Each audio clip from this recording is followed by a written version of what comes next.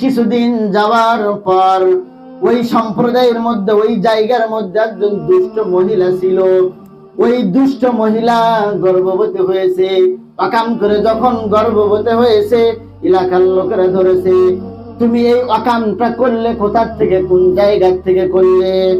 তো যার সঙ্গে অকাম করছে সে বুদ্ধি শেখায় দিছে যে ওই যে একজন আল্লাহর বান্দা ইবাদত করে রুমের মধ্যে, সে তো একাকী নির্জনে থাকে।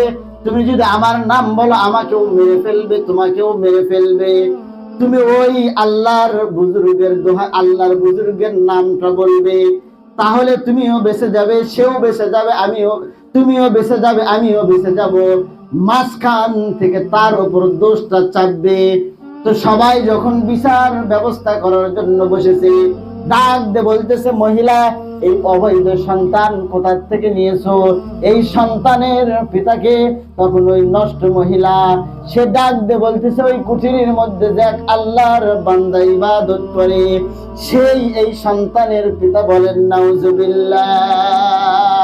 এমন কথা যখন বলেছে, মানুষের তো রাগ হয়ে গেছে। তুমি হুজুর ভালো সেজে আসো, ইবাদত বন্দেগী করো, আবার তলে তলে এমন শয়তানিও করো। মানুষের রাগ তো আরো বেশি বেড়ে গেছে। কেউ কেউ তো আরো সুযোগ পেয়ে গেছে। যেমন এখনো তো এমন আছে যে একটা মানুষ কত অন্যায় করতেছে, ওদিকে দেখে না। একটা হুজুর, একটা আলেম যদি সামান্য অপরাধ করে, এই অপরাধে মনে হয় ফাঁসির কাস্টে ঝুলে তুমি যে ওর রক্ত ঠান্ডা হয়, মানে তখন যে ওর রাগ একটু কমে, শান্তি পায় যে এই হুজুর হয়ে কাম করছে, ফাঁসিতে ঝুলে যায়। ঠিক কিনা বলেন তারা? অথচ সাধারণ মানুষ যাই বলে, ও কত অন্যায় করতেছে আর খেয়ালই নাই। তো এইরকম তখন ছিল। তখন বলতেছে, এই আর ঘর দরজা যা আছে সব কিছু ভেঙে চুরমার করে দে। এইরকম শয়তান বদমাইশকে আর আমাদের মধ্যে দরকার নাই। রাগ হয়ে সবাই এসেছে, জুরাইজের ঘর দরজা সব কিছু তছনছ করে দিয়েছে, ভেঙে দিয়েছে। জুরাইজ আল্লাহর বান্দা কাঁদতেছে আর বলতেছে, তোমরা আমার প্রতি যে জিনার অপবাদ দিচ্ছ এটা মিথ্যা। তো তোমাদের কাছে একটা আবদার জানাই, আমি যে নির্দোষ এটা প্রমাণ করার জন্য একটু সময় চাই, সময়কে দিবে? বলে, হ্যাঁ সময় তো অবশ্যই দিব। বলে, ওই মেয়ের সন্তানটা যখন দুনিয়াতে আসবে, ওই সন্তানকেই জিজ্ঞাসা করবে, ওই সন্তানের পিতাকে।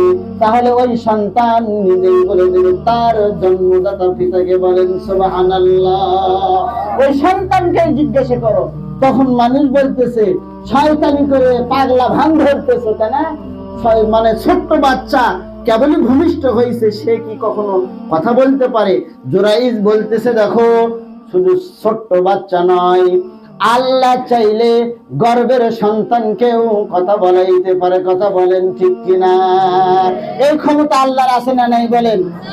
আল্লাহর এমন ক্ষমতা আছে না নাই যে দোলনার সন্তানকে কথা বলাইতে পারে? সবাই বলেন আছে না নাই? ইতিহাসের পাতায় দুইজন সন্তানকে আল্লাহ দোলনার মধ্যে, অর্থাৎ দোলনির মধ্যেই কথা বলাইছিলেন। একটা হলো হযরত ইউসুফ আলাইহিস সালামের সময়, আর একটা হযরত জুরাইজের সময়, হযরতে জুরাইজের সময়। তো সন্তান ভূমিষ্ঠ হয়েছে, নিয়ে এসেছে।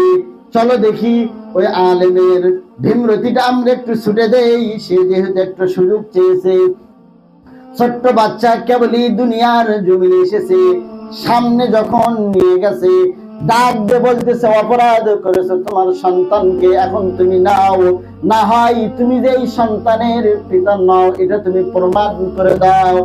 আল্লামা জুরাইজ দু চোখের পানি ছেড়ে দিয়ে ডাক দিয়ে বলতেছে, ওগো মালিক, কোন পাপের কারণে এই সাজা আমার হচ্ছে এটা তো আমি বুঝতে পারছি আল্লাহ, কিন্তু মালিক তোমার কাছে আমি মাফ চাই।